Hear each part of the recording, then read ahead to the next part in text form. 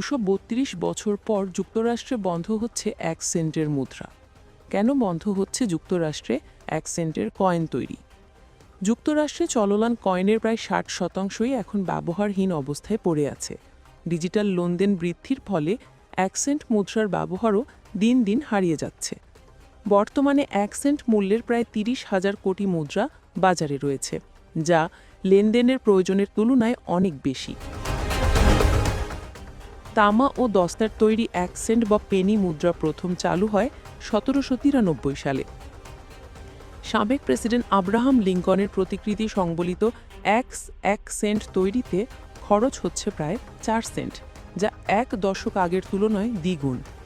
মার্কিন ট্রেজারি বিভাগের দাবি, এই মুদ্রার উৎপাদন বন্ধ করলে প্রতি বছর যুক্তরাষ্ট্রের সাশ্রয় হবে $৫.৫ কোটি বেশি।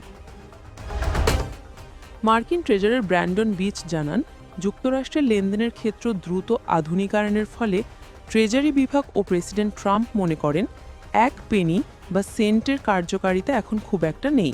পেনির অব্যাহত উৎপাদন বন্ধ করলে মার্কিন জনগণের চাহিদার ওপর কোনো প্রভাব ফেলবে না। গত ১২ নভেম্বর ফিলাডেলফিয়া মিন্টে এই মুদ্রার শেষ ব্যাচের কয়েন তৈরি করা হয়। এর মধ্য দিয়ে ইতি টানা হয় ২৩০ বছরের বেশি সময় ধরে চলা ১ সেন্ট মুদ্রার ঐতিহাসিক অধ্যায়ের।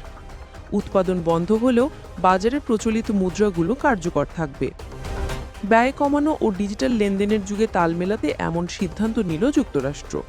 পেনির ঘাটতির কারণে এরই মধ্যে পণ্যের দাম সমন্বয় করতে শুরু করেছেন স্থানীয় ব্যবসায়ীরা। সরকারের এই সিদ্ধান্তে বিপাকে সাধারণ ক্রেতা, কারণ দাম সমন্বয়ে পণ্যের দাম কিছুটা বাড়ছে।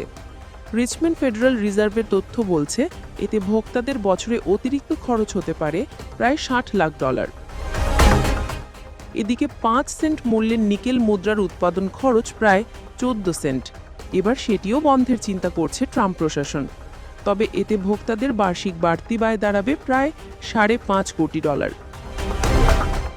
বিশ্বের অনেক দেশই তাদের স্বল্প মূল্যের মুদ্রার ব্যবহার বন্ধ করেছে। কানাডা সবশেষ ১ সেন্টের কয়েন তৈরি করে ২০১২ সালে। অস্ট্রেলিয়া ও নিউজিল্যান্ড ১৯৯০-এর দশকে ১ ও ২ সেন্টের কয়েন বাতিল করে। ডিজিটাল লেনদেন বাড়ার কারণে ২০২৪ যুক্তরাষ্ট্র ১ ও ২ পেনি কয়েন তৈরি বন্ধ করে দেয়।